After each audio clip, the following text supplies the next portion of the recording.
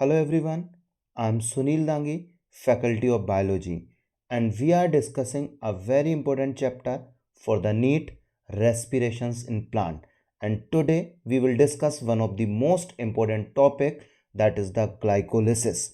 And as you know about the glycolysis, it is the part of respirations.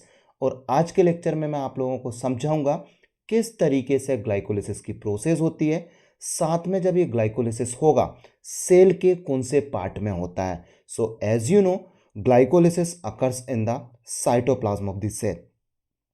Okay, देखिए हम यहाँ पर discussion कर रहे हैं किसके बारे में, ग्लाइकोलिसिस के बारे में. So as you know about the glycolysis, glycolysis is the common pathway in both type of respiration.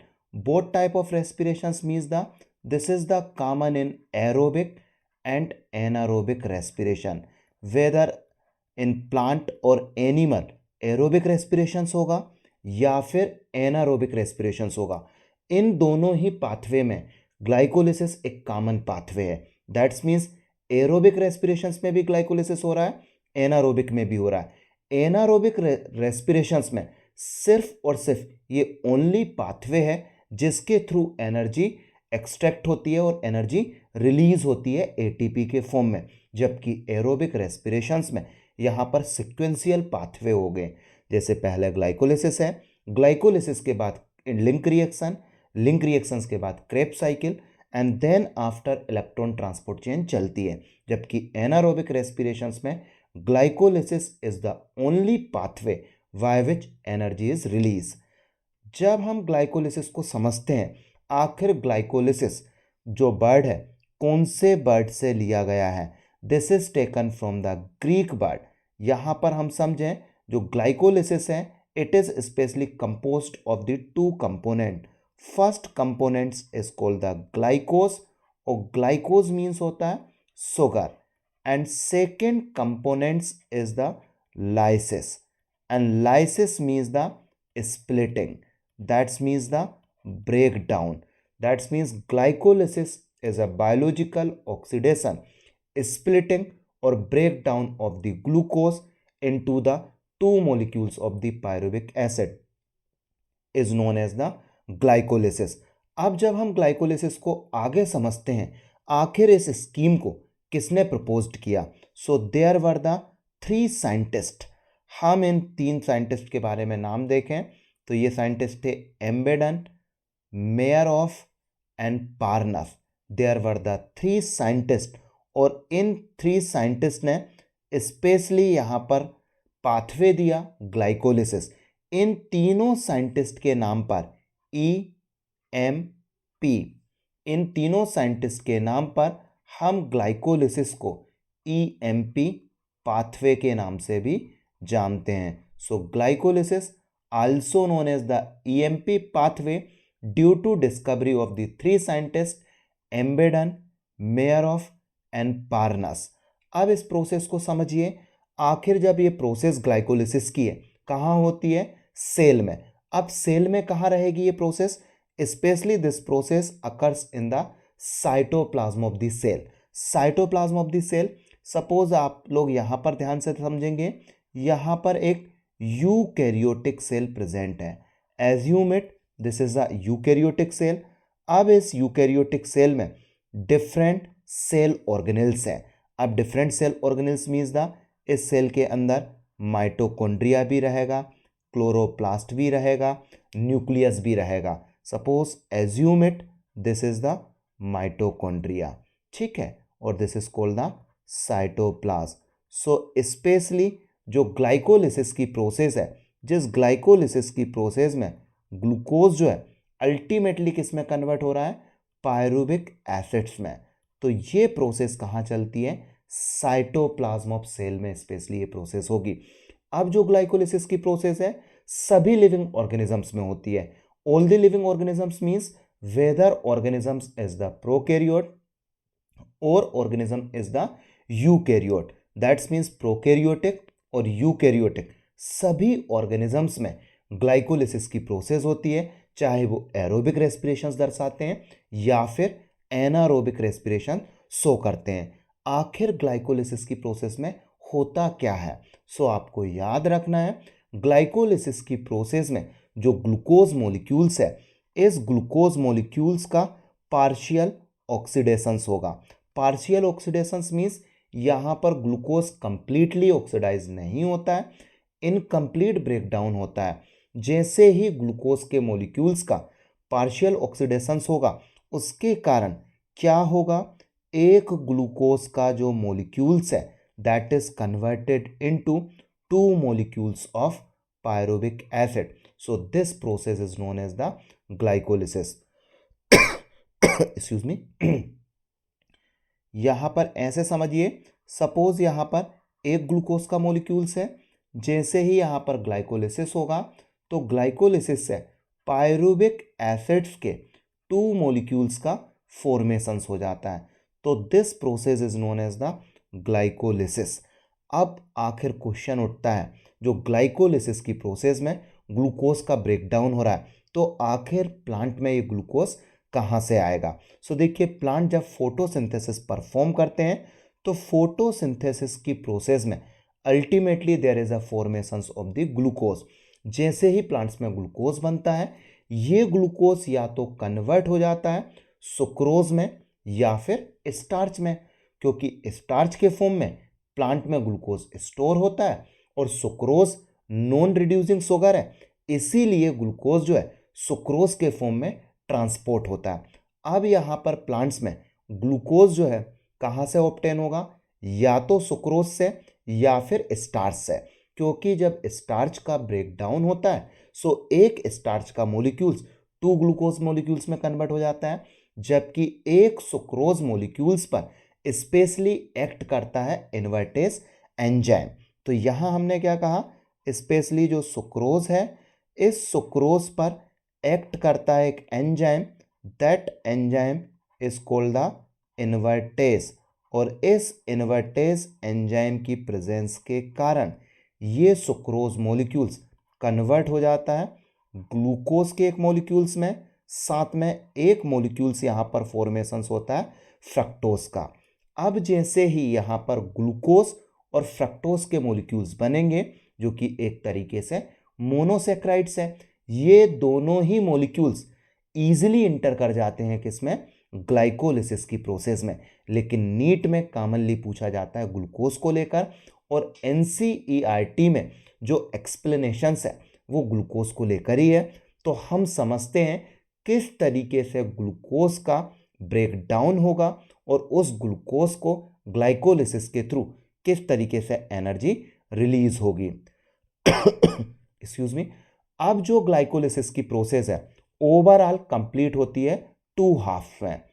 First half को हम कहते हैं एक्टिवेशन फेज या फिर energy consuming phase. Second half को हम नाम से जानते हैं पे ऑफ फेज या energy producing phase. That's means इसकी जो फर्स्ट रिएक्शंस है, फर्स्ट हाफ पार्ट है, फर्स्ट हाफ पार्ट में एनर्जी यूज होती है। दैट्स मीन्स एनर्जी यूज होना मतलब इसमें एटीपी का कंजप्शन हो रहा है। सेकेंड हाफ में यहाँ पर एनर्जी प्रोड्यूस होगी, और जो एनर्जी प्रोड्यूस होगी वो एनर्जी का प्रोडक्शन होगा एटीपी के फॉर्म में। ओवरऑल जब हम ग्लाइकोलिसिस को समझते हैं तो ग्लाइकोलिसिस कंप्लीट होती है 10 स्टेप में। सबसे पहले जो ग्लूकोज है एक्सक्यूज मी, सबसे पहले हमने क्या बताया, यहाँ पर क्या प्रेजेंट है, ग्लूकोज प्रेजेंट है।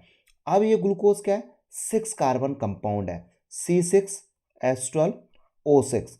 जब ग्लूकोज 10 स्टेप में जाकर पायरुविक एसिड्स का फॉर्मेशंस करता है, तो पायरुविक एसिड जो है that is the 3 carbon compound, और यहाँ पर 3 कार्बन कंपाउंड वाले 2 मॉलिक्यूल्स का फॉर्मेशंस होगा। किस तरीके से यहाँ पर ये ग्लाइकोलिसिस की प्रोसेस होगी। Excuse me. अब आप लोग फोकस करें, नीट में जो क्वेश्चन आते हैं उसमें सबसे कॉमनली यहाँ पर पूछा जाता है, जिस पर आपको टारगेट करना है कि सबसे पहले जैसे पूछते हैं ग्लाइकोलिसिस में एटीपी का कहाँ पर यूज होगा, ATP used in the glycolysis. फिर पूछा जाता है जो एटीपी है, एटीपी का सिंथेसिस कौन से स्टेप में होता है, that is commonly asked question. साथ में पूछा जाता है जो एनर्जी रिच कंपाउंड है that is called the NaDH2 या NaDH+, इसका प्रोडक्शन कौन से स्टेप में होगा, फ्रिक्वेंटली आस्क्ड क्वेश्चन है। So that is why you have to focus all this question. अब इसमें एंजाइम में आपको सभी एंजाइम को याद रखने की जरूरत नहीं है, सिर्फ और सिर्फ आप दो ही एंजाइम को याद रखें, दोनों ही कॉमनली पूछे जाते हैं। एक एंजाइम पूछा जाता है हेक्सोकाइनेस को लेकर, सेकंड क्वेश्चन जो आता है वो फास्फोफ्रक्टोकाइनेस को लेकर। इसीलिए आपको ग्लाइकोलिसिस में सिर्फ और सिर्फ दो एंजाइम को ही याद रखना है, बाकी एंजाइम जरूर मेंशन है, उन्हें याद रखने की जरूरत नहीं है। किस तरीके से ग्लाइकोलिसिस की प्रोसेस में ग्लूकोज का पार्शियल ऑक्सीडेशन होगा उसको आप लोग समझिए। सबसे पहला स्टेप है जिसमें ग्लूकोज जो है कन्वर्ट हो जाता है ग्लूकोज 6 फास्फेट में in presence of enzyme hexokinase enzyme की प्रेजेंस में। और इस रिएक्शंस में क्या होगा, एक एटीपी मॉलिक्यूल्स का यूज होगा, और जैसे ही एटीपी मॉलिक्यूल्स का यूज होता है तो एटीपी कन्वर्ट हो जाता है किसमें, एडीपी में, और साथ में जो इनऑर्गेनिक फास्फेट है वो ग्लूकोज के साथ जुड़कर ग्लूकोज 6 फास्फेट का फॉर्मेशन करता है। अब जब ग्लूकोज 6 फास्फेट बन गया, अब ग्लूकोज 6 फास्फेट और फ्रक्टोज 6 फास्फेट दोनों एक दूसरे के आइसोमर होते हैं। जब दोनों एक दूसरे के आइसोमर हैं तो यहां पर एंजाइम लगेगा फास्फोहेक्सो आइसोमरेज। अब जो फास्फोहेक्सो आइसोमरेज है, इस एंजाइम की प्रेजेंस में ग्लूकोज 6 फास्फेट फ्रक्टोज 6 फास्फेट में कन्वर्ट हो जाएगा। अब जो फ्रक्टोज 6 फास्फेट है ये कन्वर्ट हो जाता है फ्रक्टोज 1,6 विस फास्फेट में, और यहां पर एंजाइम लगता है फास्फोफ्रक्टोकाइनेस PFK, और इस PFK को हम नाम से जानते हैं page maker enzyme of EMP pathway. तो ये कॉमनली क्वेश्चन आ जाता है, इसीलिए आपको याद रखना है phosphofructokinase is known as the pace maker of EMP pathway. अब क्या होगा, फ्रक्टोज 6 फास्फेट जो कि 6 कार्बन कंपाउंड है, एल्डोज एंजाइम की प्रेजेंस में ट्राइओस फास्फेट बनाता है। दैट्स मीन्स 3 कार्बन वाले 2 कंपाउंड्स में ब्रेक डाउन हो जाएगा। इनमें से पहले कंपाउंड्स को हम कहते हैं ग्लिसरल्डिहाइड 3 फास्फेट, इसको शॉर्ट में PGAL भी कहते हैं, फास्फो ग्लिसरल्डिहाइड। ग्लिसरल्डिहाइड 3 फास्फेट को हम क्या कहते हैं, PGAL भी कहते हैं। जबकि दूसरा जो 3 कार्बन कंपाउंड बनता है that is called the DHAP, that's means the dihydroxy acetone phosphate. अब जो ग्लिसरल्डिहाइड 3 फास्फेट और डाईहाइड्रोक्सी एसीटोन फास्फेट है, ये दोनों एक दूसरे के आइसोमर होते हैं, इसीलिए फास्फोट्राइओस आइसोमरेज की प्रेजेंस में DHAP PGAL में कन्वर्ट हो जाता है। अब एक PGAL जैसे ही नेक्स्ट कंपाउंड बनाता है 1,3 विसफास्फोग्लिसरिक एसिड, तो इस समय एक ग्लिसरल्डिहाइड से एक 1,3 विसफास्फोग्लिसरिक एसिड बनेगा तो एक NaDH2 बनेंगे, लेकिन फिर से DHAP ग्लिसरल्डिहाइड 3 फास्फेट में कन्वर्ट होगा और फिर से यहां पर क्या बनेगा 1,3 विसफास्फोग्लिसरिक एसिड। इसीलिए जैसे ही यहां पर 1,3 विसफास्फोग्लिसरिक एसिड्स बनते हैं तो हम यहां पर क्या लिखते हैं, 2 मॉलिक्यूल्स 1,3 विसफास्फोग्लिसरिक एसिड्स का फॉर्मेशन होता है। और जब 2 मॉलिक्यूल्स 1,3 विसफास्फोग्लिसरिक एसिड्स बनेंगे इस समय 2 NaDH2 का फॉर्मेशन होगा। This is a very important step जो कि कई बार नीट में पूछा जाता है। NaDH2 are produce in the glycolysis in the step, answer will be glyceraldehyde 3 phosphate converted into 1,3 bisphosphoglyceric acids में जब कन्वर्ट होगा। क्लियर। अब हमने यहां पर क्या कहा, जो NaDH2 है ना, ये तो बन चुका है बेटा, इसका फॉर्मेशंस कहां पर हुआ, ग्लाइकोलिसिस में। बाद में जब ये एरोबिक रेस्पिरेशंस में इंटर करता है तो एरोबिक रेस्पिरेशंस में इंटर करने के बाद ये एक NaDH2 से 3 ATP बनेंगे, लेकिन कब, जब ऑक्सीजन प्रेजेंस होगी और यहां से जो NADH2 है, सटल मैकेनिज्म्स के थ्रू माइटोकॉन्ड्रियल मैट्रिक्स में जाएगा, फिर वहां पर इनर मेम्ब्रेन में पहुंचेगा और इनर मेम्ब्रेन में जब इलेक्ट्रॉन ट्रांसपोर्ट चेन चलेगा तो उस समय एक NADH2 से 3 ATP का फॉर्मेशन होगा। अब जो 1,3 बिसफास्फोग्लिसरिक एसिड है ये कन्वर्ट हो जाता है 3 फास्फोग्लिसरिक एसिड्स में फास्फोग्लिसरेट ट्रांसफास्फोराइलेज एंजाइम की प्रेजेंस में, और यहां पर 2 ADP 2 ATP का फॉर्मेशंस करते हैं। क्योंकि ऑलरेडी मैं कह चुका हूं क्वेश्चन टारगेटेड क्या होते हैं, ATP कहाँ यूज होते हैं, ATP का सिंथेसिस कहाँ होगा, कहाँ NADH2 बनेंगे, और साथ में एक NADH2 से एरोबिक रेस्पिरेशन जब होगा इनर मेम्ब्रेन ऑफ माइटोकॉन्ड्रिया में कितने ATP मॉलिक्यूल्स का फॉर्मेशन होगा। ये सब टारगेटेड क्वेश्चन है। अब जो 3 फास्फोग्लिसरिक एसिड है that is converted into the 2 phosphoglycerate में। अब यहां पर एंजाइम लगेगा फास्फोग्लिसरो म्यूटेस, फिर 2 फास्फोग्लिसरेट जो है इनोलेस एंजाइम की प्रेजेंस में वाटर मॉलिक्यूल्स इससे रिलीज होगा और फास्फोएनोल पायरुवेट का फॉर्मेशंस करता है। अब जो फास्फोएनोल पायरुवेट है अल्टीमेटली कन्वर्ट हो जाएगा किसमें, पायरुविक एसिड्स में। जब फास्फोएनोल पायरुवेट पायरुविक एसिड्स में कन्वर्ट होता है इस समय यहां पर 2 ATP का प्रोडक्शंस होगा। तो ओवरऑल आप इस प्रोसेस को जो बनने वाले इंटरमीडिएट कंपाउंड है स्टेप में बनने वाले कंपाउंड्स को याद रखना है। एंजाइम जो लग रहा है उसको याद रखें ना रखें ज़्यादा फर्क नहीं पड़ेगा। नीट पॉइंट ऑफ व्यू सिर्फ दो एंजाइम को आपको याद रखना है, एक हेक्सोकाइनेस को, सेकेंड फास्फोफ्रक्टोकाइनेस को। यदि आप लोग याद रख सकते हैं सो वेल एंड गुड। लेकिन जो टारगेटेड क्वेश्चन है ग्लाइकोलिसिस कहाँ होगा, साइटोप्लाज्म ऑफ सेल में। ATP कौन कौन से स्टेप के बीच में यूज होते हैं। सो देखिए ATP जो यूज हो रहा है 2 प्लेसेस पर हो रहा है। कौन से 2 प्लेसेस पर यूज हो रहा है आप बहुत आसानी से याद रख सकते हैं, एक छोटे से ऐसे याद रख सकते हैं, ग्लू ग्लू फर दैट्स मीन्स द ग्लूकोज जब ग्लूकोज 6 फास्फेट में कन्वर्ट होता है तब ATP यूज होते हैं। फिर फ्रक्टोज जो है फ्रक्टोज 6 फास्फेट में कन्वर्ट होता है तब ATP यूज होते हैं। तो हमने यहां पर क्या कहा, ग्लू ग्लू फर दैट्स मीन्स ATP यहां पर यूज्ड हो जाते हैं, कंज्यूम हो जाते हैं। तो ये क्वेश्चन आप लोगों से बहुत आसानी से बन जाएगा, नीट में आ जाए। ATP कहाँ यूज होंगे ग्लाइकोलिसिस में, ग्लू ग्लू फर जब ग्लूकोज 6 फास्फेट में कन्वर्ट होता है और फ्रक्टोज 6 फास्फेट फ्रक्टोज 1,6 बिसफास्फेट में कन्वर्ट होता है, इस समय यहां पर ATP का यूज होगा। अब जब हम समझेंगे कहां पर NADH2 बनता है, ग्लिसरल्डिहाइड 3 फास्फेट जैसे ही कन्वर्ट होगा 1,3 बिसफास्फेट में तब यहां पर NADH2 बनेगा और ओवरऑल यहां पर 2 NADH2 का प्रोडक्शन होगा। और ATP जो है 2 प्लेसेस पर रहेंगे। पहला प्लेस कब, जब 1,3 बिसफास्फोग्लिसरिक एसिड 3 फास्फोग्लिसरिक एसिड में कन्वर्ट होगा।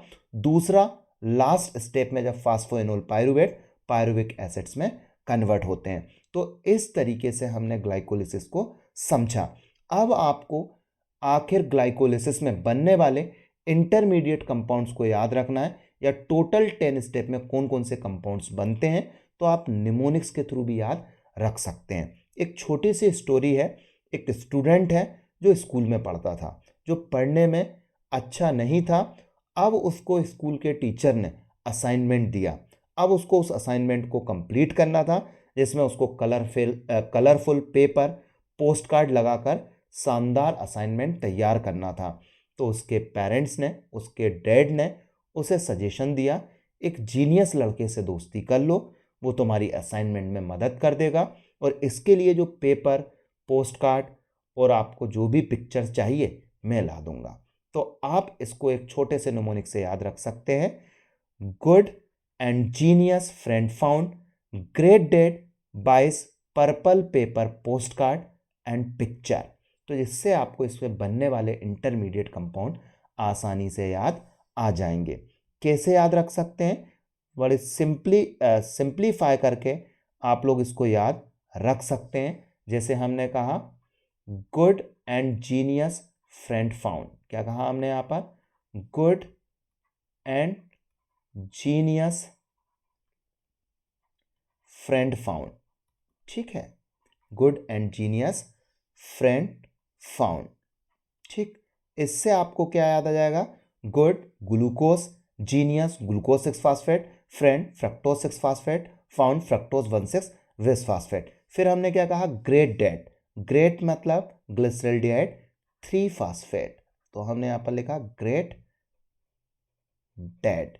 फिर क्या कहा हमने, 22, दैट्स मीन्स द 1,3 विस phosphoglyceric acid, purple paper post card and picture, that's means हमने यहां पर क्या कहा, purple, that's means the phosphoglyceric acid purple. फिर देन आफ्टर हमने यहां पर लिखा पेपर फास्फोग्लिसरेट, फिर हमने यहां पर कहा post card, that's means the phosphoenol pyruvate, and finally that is called the picture, that's means the pyruvic acid. ऐसे भी आप लोग निमोनिक से याद रख सकते हैं, good and genius friend found, great date, bias purple, paper post card and picture, इससे याद रख सकते हैं। अब इसमें जो कॉमनली आस्क्ड क्वेश्चन है वो आप लोग आसानी से नीट को अटेम्प्ट कर सकते हैं। Now you have to understand special feature of glycolysis. अब स्पेशल फीचर में हम देखते हैं ग्लाइकोलिसिस में कौन से रहेंगे, तो इसमें आपको याद रखना है जब एक ग्लूकोज के मोलिक्यूल्स का पार्शियल ऑक्सीडेशन होता है उसके कारण पायरुविक एसिड्स के 2 मोलिक्यूल्स का फॉर्मेशन होगा। Second, net gain of ATP, so यहां पर नेट गेन ऑफ एटीपी कितने रहेंगे, 2 एटीपी, क्योंकि ग्रोस यहां पर 4 एटीपी का फॉर्मेशन होता है, जबकि 2 एटीपी इसमें यूज हो जाते हैं, इसीलिए हमने यहां पर क्या कहा, नेट गेन ऑफ एटीपी कितने आ जाएंगे, 2 एटीपी, क्लियर। फिर हमें देखते हैं जब यहां पर कितने NADH2 बनता है, तो जो ग्लाइकोलिसिस की प्रोसेस है, इस ग्लाइकोलिसिस की प्रोसेस में 2 NADH2 का प्रोडक्शन होता है। अब जब यहां पर 2 NADH2 बनेंगे एक्सक्यूज मी, अब जब ये NADH2 ऑक्सीजन की प्रेजेंस में एरोबिक रेस्पिरेशंस में पार्टिसिपेट करते हैं इनर मेम्ब्रेन ऑफ माइटोकॉन्ड्रिया में, जहां पर इलेक्ट्रॉन ट्रांसपोर्ट चेन चलेगी, तो इस केस में एक NADH2 से 3 ATP बनेंगे, 2 NADH2 है तो फिर जाकर यहां पर 6 ATP किससे बन जाएंगे, NADH2 से, लेकिन कब, जब एरोबिक रेस्पिरेशंस होगा। आई होप आपको ग्लाइकोलिसिस की प्रोसेस टोटल समझ में आई होगी। यदि आपको मेरा लेक्चर समझ में आया तो like, share and subscribe my channel with your friend. Thank you very much.